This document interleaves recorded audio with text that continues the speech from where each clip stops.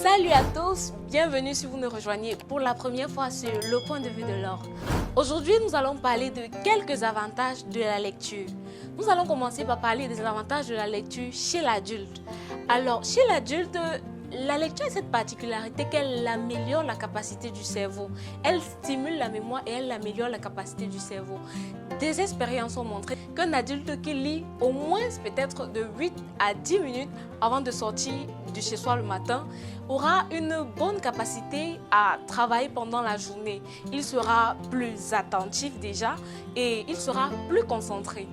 Alors la deuxième chose que la lecture est capable de faire, c'est qu'elle diminue le stress. Et oui, la lecture est un divertissement et pour ça, elle rend la personne plus stressée, moins stressée ou alors pas stressée du tout. Alors la troisième, c'est qu'elle va augmenter votre vocabulaire.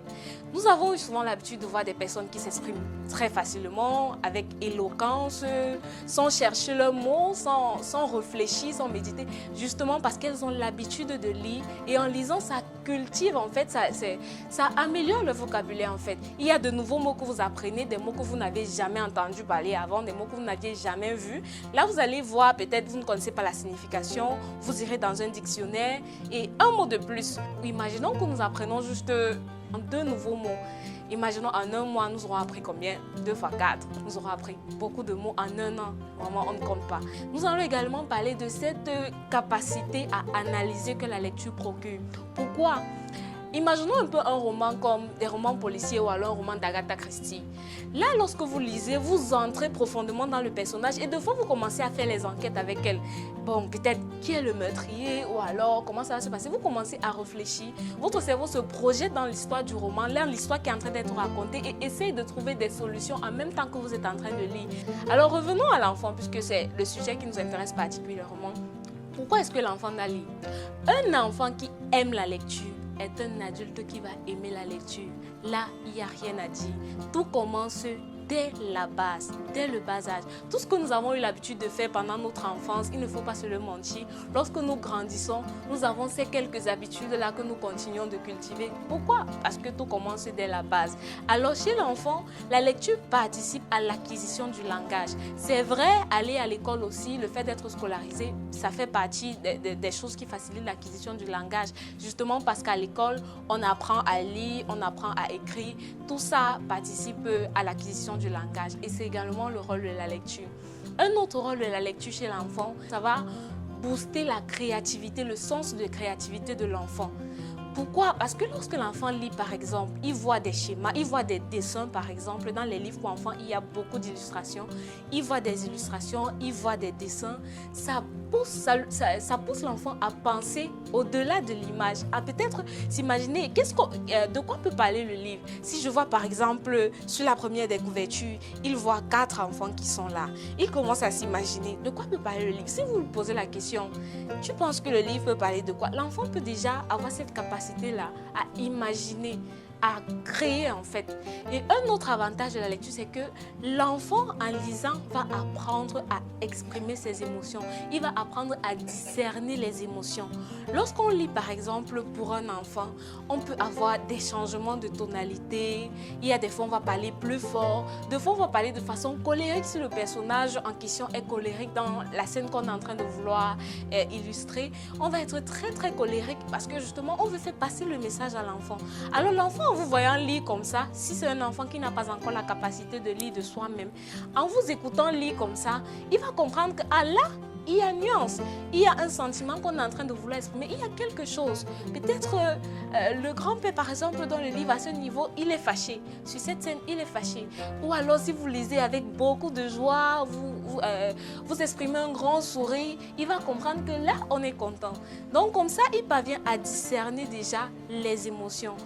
Un autre avantage de la lecture, c'est que ça vous rapproche de votre enfant. La lecture est un moment de plaisir, un moment où on échange, un moment où on se rapproche, on est plus intime avec son enfant. Imaginez-vous assis, votre enfant sur vos genoux, en train d'écouter ce que vous êtes en train de lire pour lui. C'est juste beau. Ça améliore cette relation parent-enfant qu'il y a entre vous. Vraiment rien de plus beau. Alors quoi de plus beau que de pouvoir en même temps enseigner à son enfant, en même temps être en train de se divertir avec lui, mais en même temps être en train de passer un moment qui vous rapproche tous les deux. Alors ça, c'est un grand avantage de la lecture. Le dernier avantage que j'aimerais vous faire connaître, c'est celui du fait qu'en lisant, on a la capacité à apprendre d'autres choses. Par la lecture, on a la capacité à apprendre d'autres choses. La lecture est comme ce tunnel, ce tunnel-là qui nous envoie vers d'autres connaissances, qui nous propulse vers d'autres connaissances. C'est même ça. Pour que lorsqu'ils vont grandir, on ne sera plus là.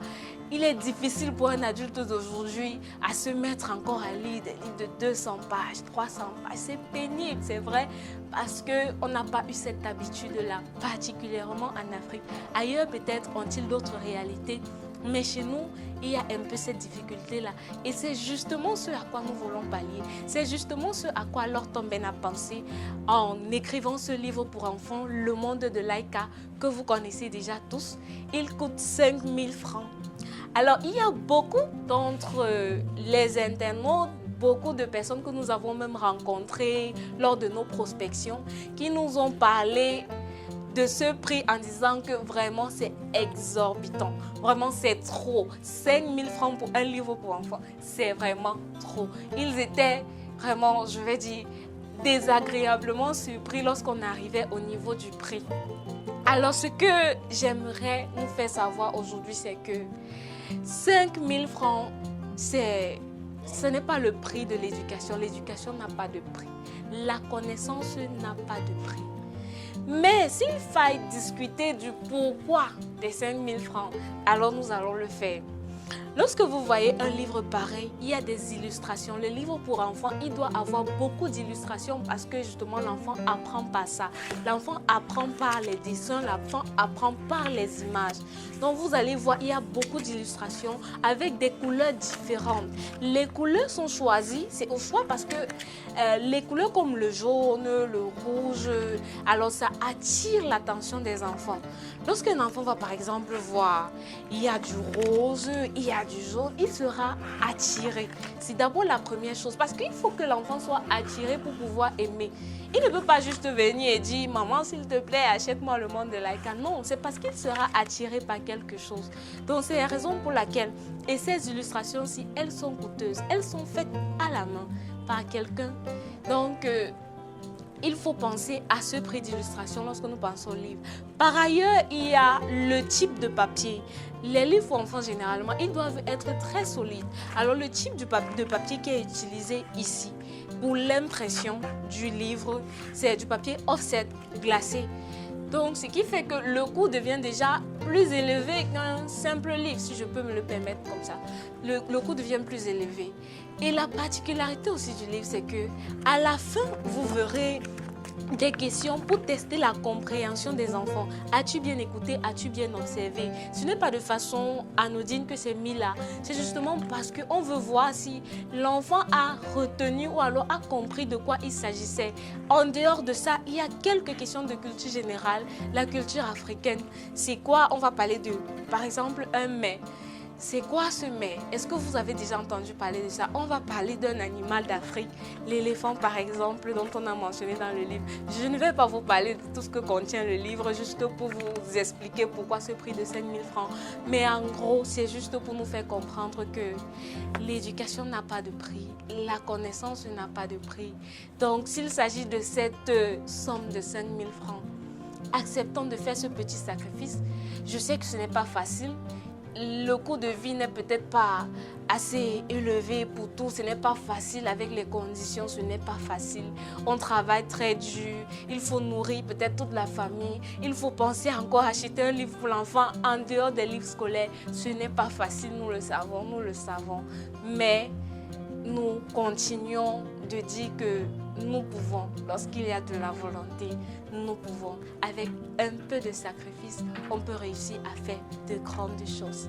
Merci beaucoup. Continuez de rester connectés. N'oubliez pas de liker, commenter, partager et surtout de vous abonner si ce n'est pas encore le cas. À nous revoir.